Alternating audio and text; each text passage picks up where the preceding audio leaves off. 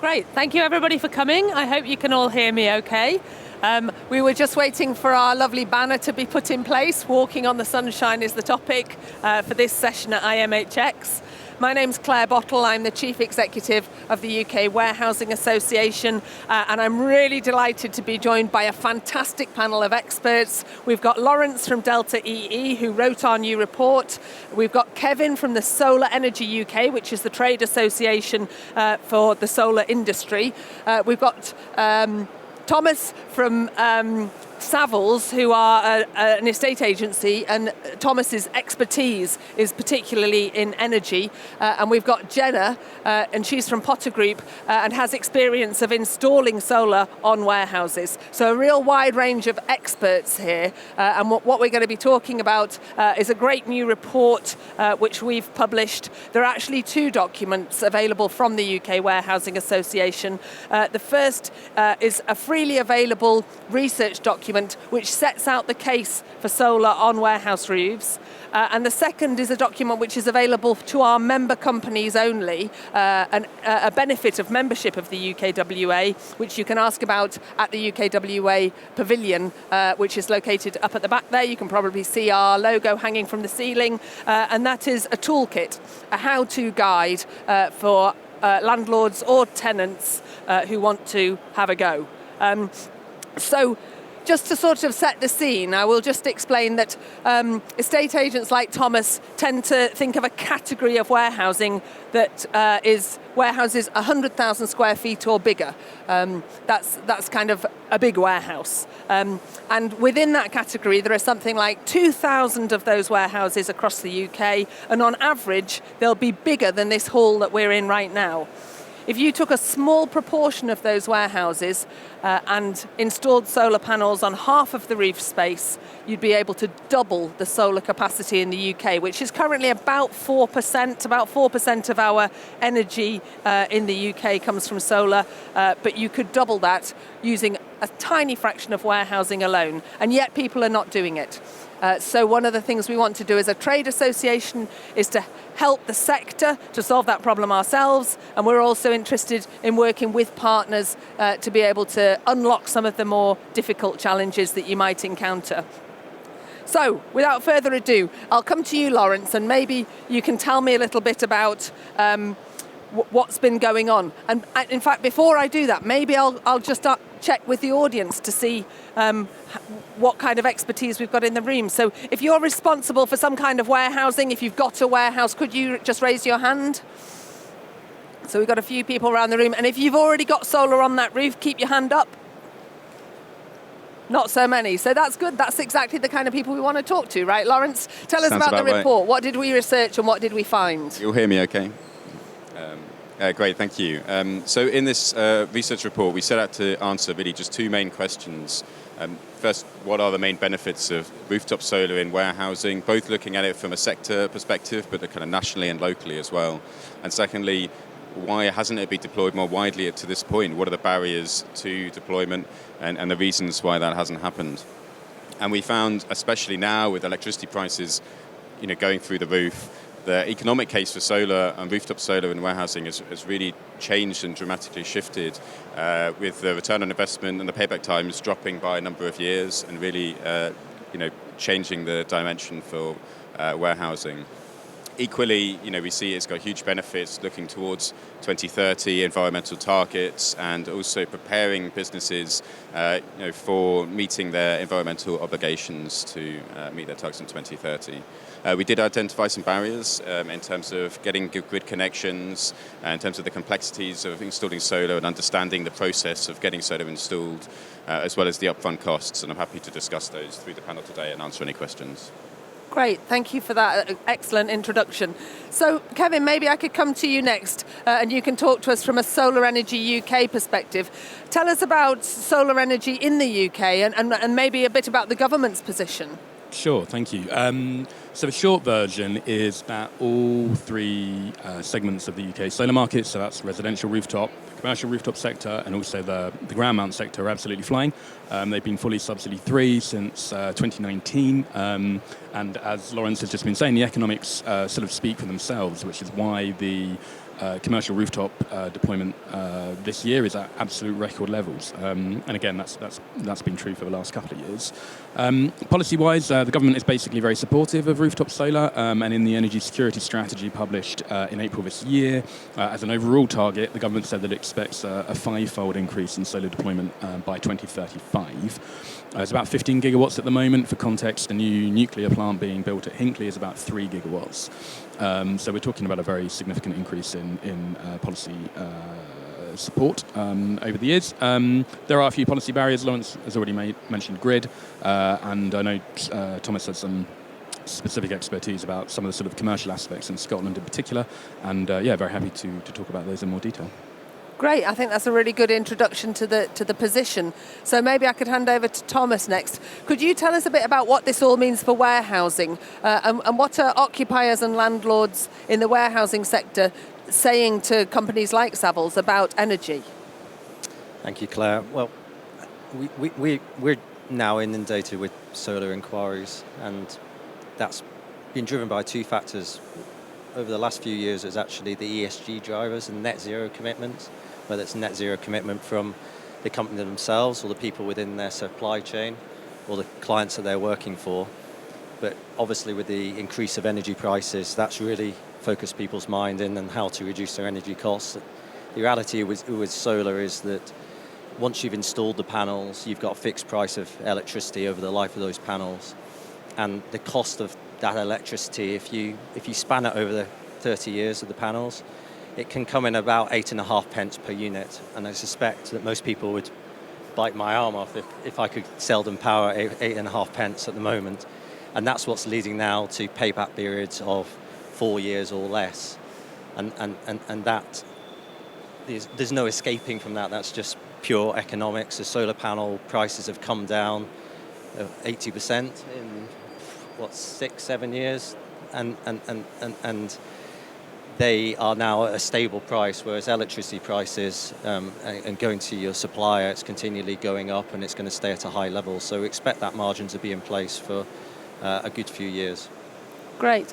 And warehousing companies are putting solar on the roof, but it's still a tiny, tiny fraction who are doing it. So maybe we can come to Jenna next, because I know at Potter Group, you've actually really kind of led the market in your sector. Tell us a bit about the model that you've used and whether that might work for other warehousing companies. Yeah, so we are landlords. We own 5 industrial parks across England, and we have a slightly different model in terms of we keep control of the electricity and actually sell it back to our customers. So on all our new build warehouses, we put solar. We're now actually starting to get surveys done on our existing warehouses to see if it's worth putting solar on them as well.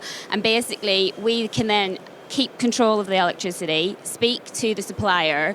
We've got bigger buying power than our individual customers and tenants. We're able to then agree a better deal, a fixed deal for longer usually, and then sell that back. So when we're looking at a model for putting solar on our buildings, we usually work on a term around the lease term.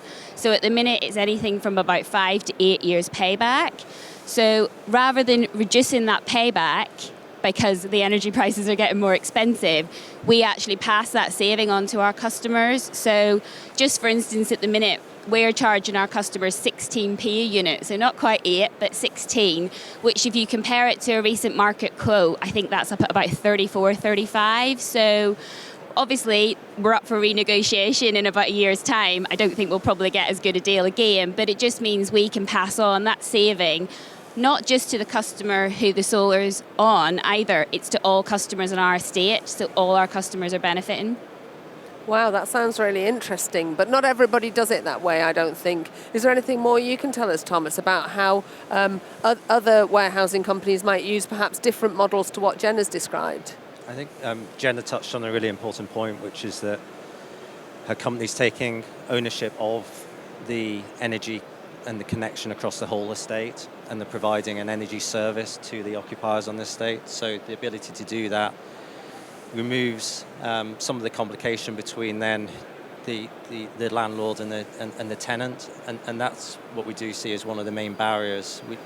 I actually do a lot of work for landlords and a lot of work for tenants, and the biggest issue the landlord has is getting the tenant to engage, and the biggest issue that the tenant seems to have is getting the landlord to engage. And it does come down to who owns the roof and who controls the roof, and that is a pure, surveying position. So a lot of what we're doing within Savills is looking at how you can slowly change those leases over time, particularly when you get vacant possession, and putting in the right structure so that when the next occupier comes along, you can install solar more freely. And that I think that goes in both directions in terms of what occupiers might ask for, but what landlords might put in place. For sure. And in warehousing, we're particularly interested in rooftop. Obviously, there are different models for solar. But on rooftop solar, Kevin, maybe you can tell us a bit more about how that sort of forms part of the mix. And maybe from a wider perspective, beyond just the warehousing examples we've heard about, is rooftop solar a good idea at all? Absolutely. The economics are outstanding, as we've been hearing, on a sort of from a business perspective. In terms of the UK's, again on the policy side, so the government's stated objective is to decarbonise the power grid by 2035. Last year, about 40% of our grid electricity came from renewables, so that's solar and wind, basically. At the moment, there's about, I think it's about 5 gigawatts of rooftop solar overall, so that's residential and commercial. And our research shows that, again, it's entirely feasible to quintuple that by the end of the decade. Which would make a very significant contribution to the UK's objectives. I think we're all very well aware of the energy price crisis at the moment, and a lot of people have heard over the summer about something called marginal pricing. So basically, the cost of electricity is linked to the price of gas. So very simply, the more renewables we can deploy, including on rooftops, the better for both businesses and also for the country as a whole.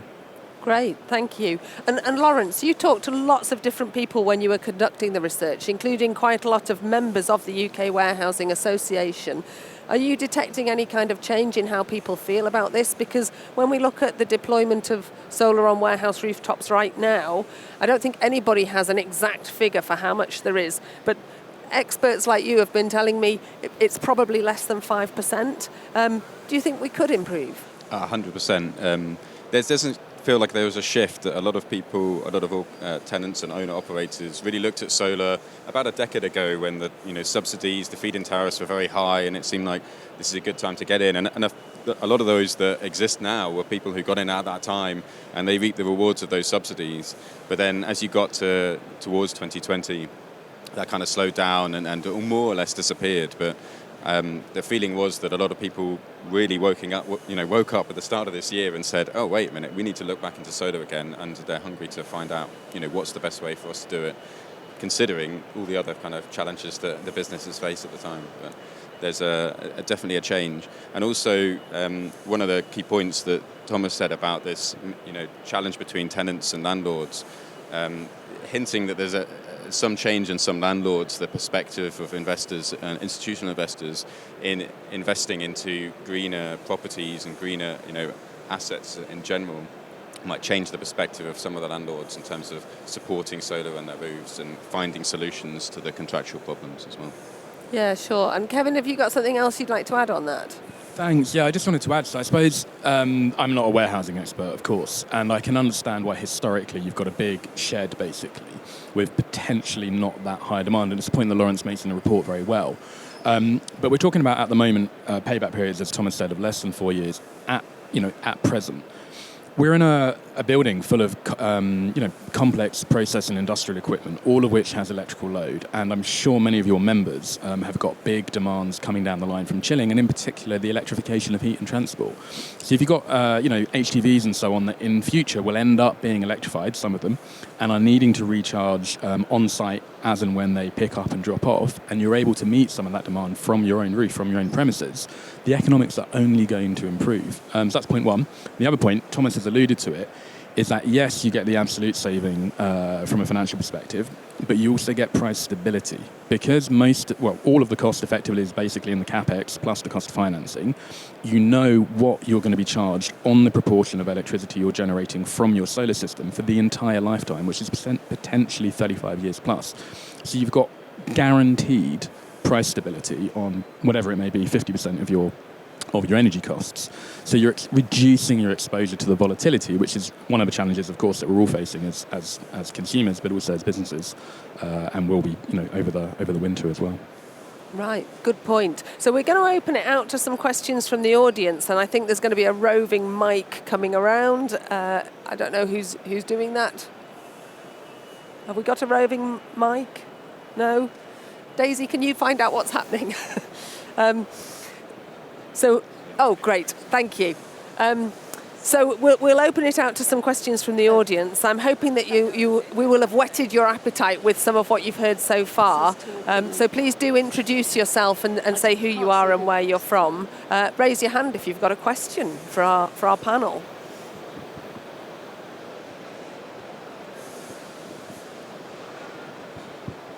Hello, I'm Richard Hodson from Foot Asylum. I'm Ops Director.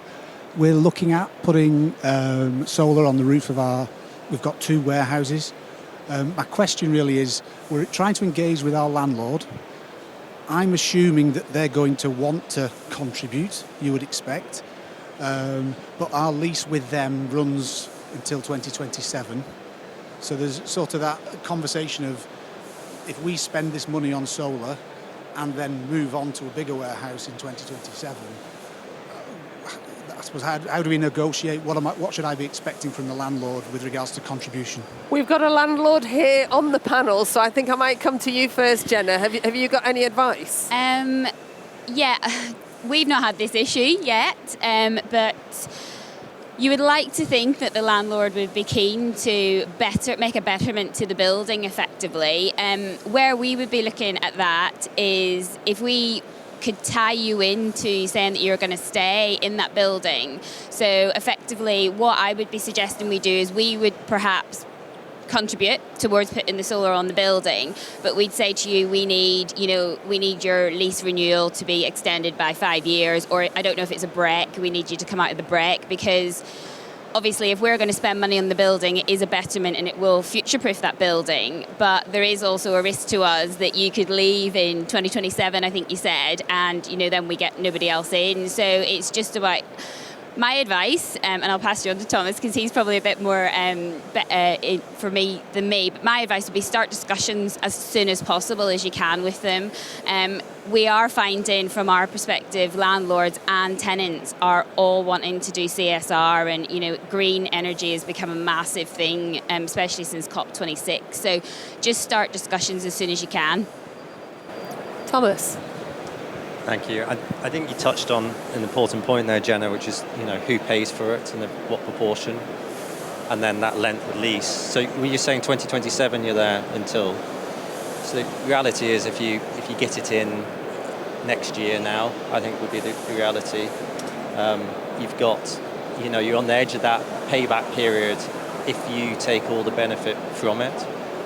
And it comes back to the point about what the price is set between the two parties. I think one of the things that we do within Savills is that we value energy infrastructure, so we value a rooftop solar scheme, and we can set that out, which can be helpful in terms of informing a negotiation between the landlord and the occupier about where's that tipping point and how do we get the pricing structure right, and does the landlord actually contribute but give you all the power at 8.5 pence initially, and you get all the benefit until the payoff point, and then you have a slightly different structure on the basis that the landlord needs to recoup some of the investment. There's many ways of doing it, but the key is cost of the input, cost of the solar panels, and then the price of the energy, those being the two main matrix to agree, and then ourselves or a number of our competitors, I'm sure, could then price the value of that scheme, and that allows for a useful negotiation between the parties. And Kevin, yes, I think if you've got something to add, I guess what you're going to say is do it. Well, yes, but the other thing is that from the perspective of a landlord, right, they are improving the quality of their asset because they are reducing, demonstrably, energy costs for prospective tenants after you, should you leave in 2027. So they've got an incentive to do it. Now, I don't have rock-solid evidence on this. We are going to run a research project on it. But anecdotally, what the institutional sort of portfolio managers that we talk to tell us is that their properties with on-site generation let more quickly to prospective tenants for exactly that reason, because tenants are looking to minimise their OPEX and their energy costs, basically. On the commercial side, So as I say, we're going to produce the evidence. We can prove this on the residential side. We got Cambridge University to run a big regression model on 5 million English and Welsh residential sales transactions last year. And this is not a matter of opinion. You can prove that installing solar increases the equity value of a home. So it doesn't seem unreasonable to us to assume that the same may be true for commercial property. We are going to answer that question. But my point is just that it kind of stands to reason. Like I say, you're improving the quality of the property as an asset because you're reducing energy costs for tenants. And if I can just add, if you were to join the UK Warehousing Association, you'd have access to our toolkit, which may have some useful guidance for you, written by Laurence. Thank you, Laurence. It looks like we've got at least one other question in the audience.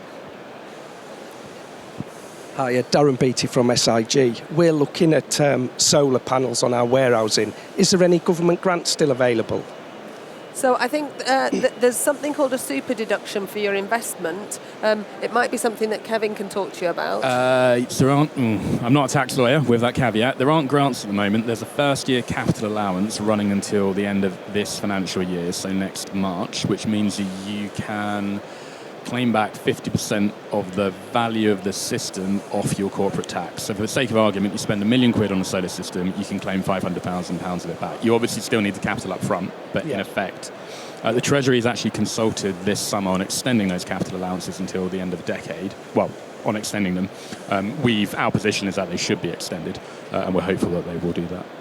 Okay, and just one more question if I can. Battery storage, what does the panel think about that? Who would like to take that question? Laurence, tell us about battery storage. Batteries have kind of two potential roles. There's the kind of typical kind of balancing energy in and energy out. And currently, generally, the economics of batteries for that purpose alone don't stack up at the moment. The batteries are just too expensive in themselves.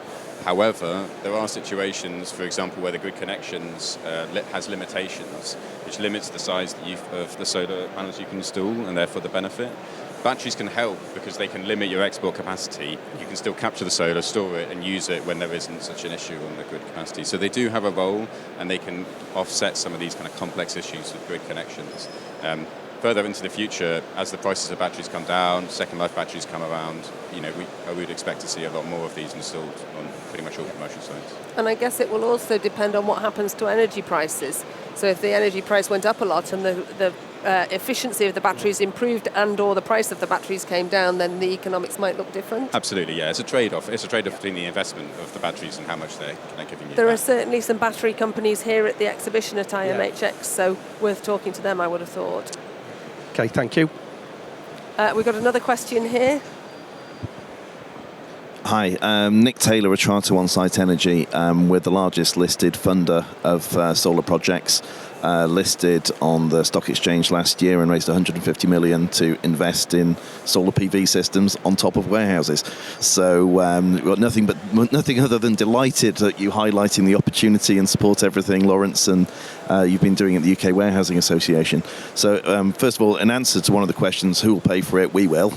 As long as you sign the offtake agreement to buy the electricity that's produced. But also, really just a question, given the evidence is so compelling, the payback periods are shorter if you are going to do it out of CapEx.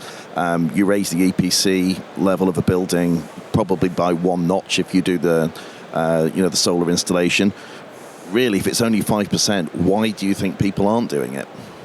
That's a really good question. I've got some views on it, but let's come to Kevin first. Why do you think people are not doing it? Well, just very briefly, my rebuttal would be perhaps not specifically warehousing at the moment, but they are. Our commercial rooftop members are... The whole sector is just absolutely flying. The demand, pun absolutely intended, is through the roof for very good reasons, which are, as you say, the things we've been talking about this morning. We've not talked too much about the barriers so far, but very briefly, there's a big issue around grid constraints and congestion, which is not a solar-specific problem, it's a UK energy problem more broadly. And, our members are recruiting like you would not believe. Solar is a job creation machine, and that's one of the constraints. There's not enough labour. There's not enough people who can design, install, operate, commission, maintain, especially high-voltage electrical systems in the country in general. But yeah, it's the sector is flying, so everyone is going for it, basically, for the reasons we've been talking about. And I think there's something I'd add, a personal view about this, and I'll invite the panel to comment, particularly if they disagree with me. So I think certainly in some warehousing environments, particularly in the third-party sector, where there's quite low margins, you tend to have quite flat management structures. So we're not always flush with lots and lots of people whose job it is to worry about whether or not to install solar panels. And if those people have perhaps 10 years ago had a look at solar and discounted it, they might not have the bandwidth or the motivation to have actually looked at it again. And as a trade association, we feel like that's now is a really good time to raise that topic. If you go back 12 months ago, all we heard in the news was about terrible labour shortages in warehousing, and the warehouse manager, warehouse director, people like yourself, sir, would have been really concerned with that and maybe weren't spending the time thinking about projects to do with solar. Our toolkit will help, the fact we're raising the profile will help, and of course we're hopeful to hear something interesting today from government about what they're going to do to help too. Could I add a brief comment? By all means. Sorry, I don't want to monopolise the discussion, but it's an important aspect, I think, which is that we've won the argument, in a sense, on the demand side, right? The view now generally, certainly among business and government, is that so previously people would say, we live on a cloudy rock in the North Atlantic, how can solar work? And I think people have now understood that, yes, obviously the sun doesn't shine every day, but solar doesn't require direct sunlight to operate, it just requires light. And from an annualized basis, solar is basically the most predictable form of generation, because the generation curve does that every single day. We know exactly where the sun is at every moment of the day because physics, and we have 200 years of irradiation data, i.e. how much light there is on an annual basis. So if you know how much light there is, you can guarantee, and I do mean guarantee, your minimum energy yield, and i.e. your generation, and if you know that figure, you know what your minimum guaranteed financial performance is, which, as we were saying earlier, is why you've got that effectively 100% price stability. So and therefore from an annualized perspective, which of course is what investors care about, it's very, very predictable. What do investors hate? Risk. And so that also in turn is starting to bring down the cost of capital, which is because 80% of, as the report points out, 80% roughly of the cost of the solar system is in the capex. The cost of capital, i.e. the financing, is a very important part of that. And as investors have now understood that the risk is low, so the cost of financing comes down, so it's a virtuous circle. So as I say, that's why demand is exploding, but we do have these issues around labour and grid and all the rest of it. But as I say, that's really changed in the last 12 months or so. I think people have understood that, as I say, we do live on a cloudy rock, but it doesn't matter. Like, solar still is a very good investment, put it that way. Okay, good point. Have we got any further questions from the audience? I think we've had some good questions so far. Maybe you're a bit daunted by how good they were, but please ask anything. It's great to have experts here in the room that can help us to understand more about how to unlock the opportunity. It's not a question, but it is something that I think people will find helpful. When I got involved with Gary and we started HG Energy Services earlier this year, I did put solar on my own roof. And I did go and talk to my landlord, and he was very receptive to the work. And I think one of the points I'd like to make is one of my concerns was actually about dilapidation contract and dilapidation of the building. And the landlord was very, very happy to take the solar off me for a very small amount of leeway, like 1 page into the lease. And for me, the cost of taking it off again, because I would have been contractually obliged to do that, was quite scary. So it's also worth making sure you have your conversation with your landlord about the delapse and get that squared away at the beginning, because you really don't want to be required to take it off again, particularly, the chap from Foot Asylum. If you could probably get a 2-year payback.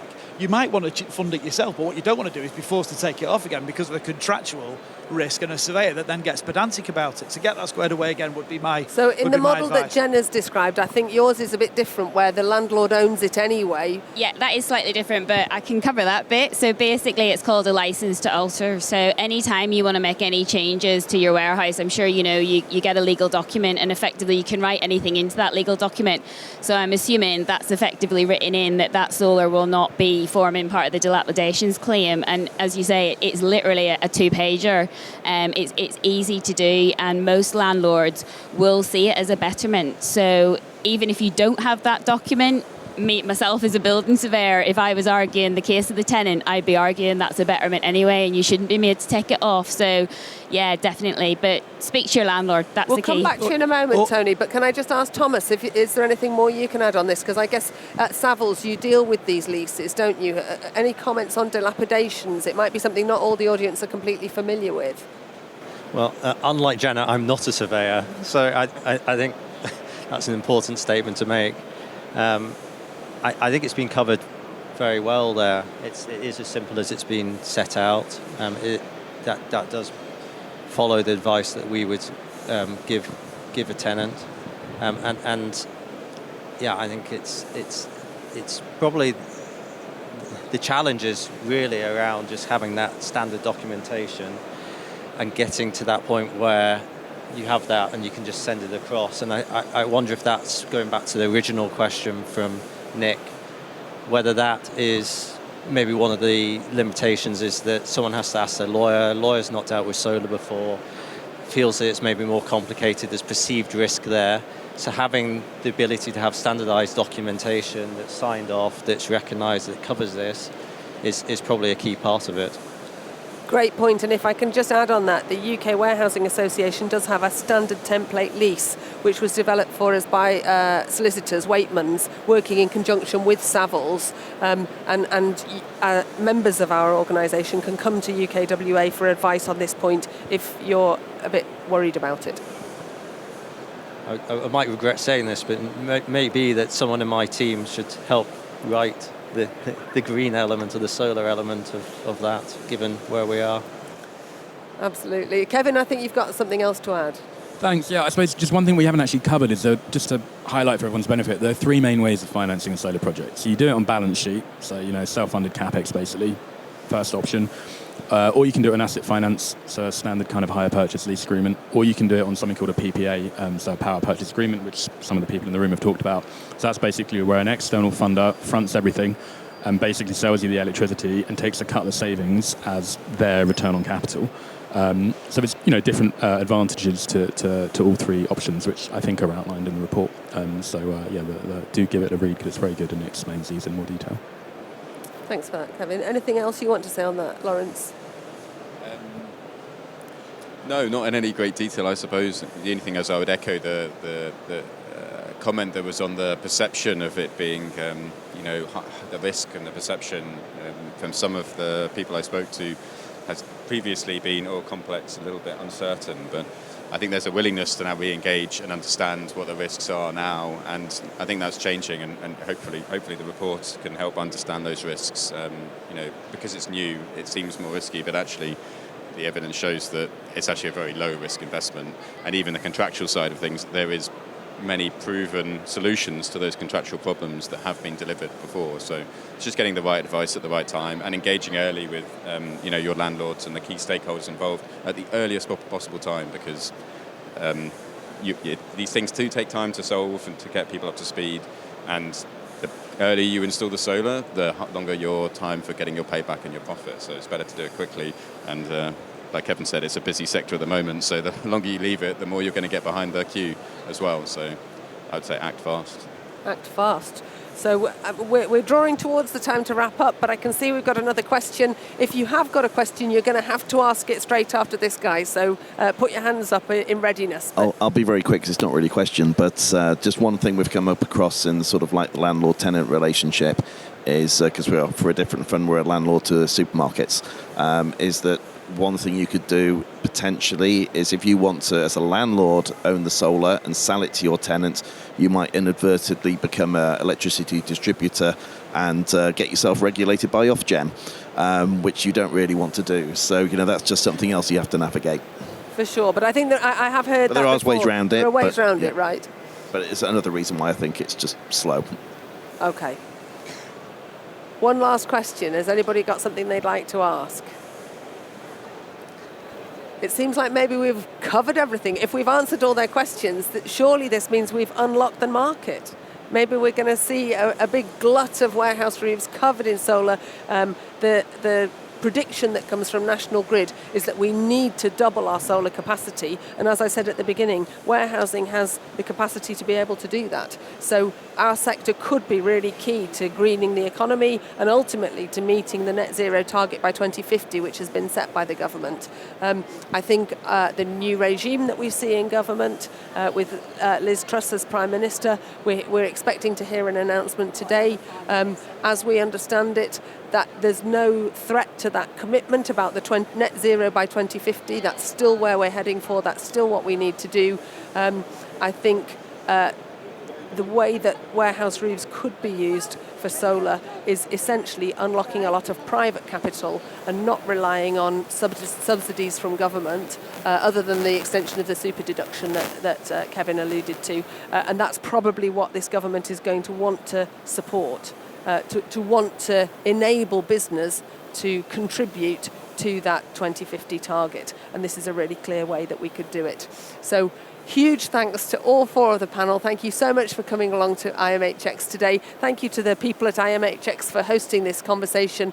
And thank you for all of you for attending as our audience today. Thanks.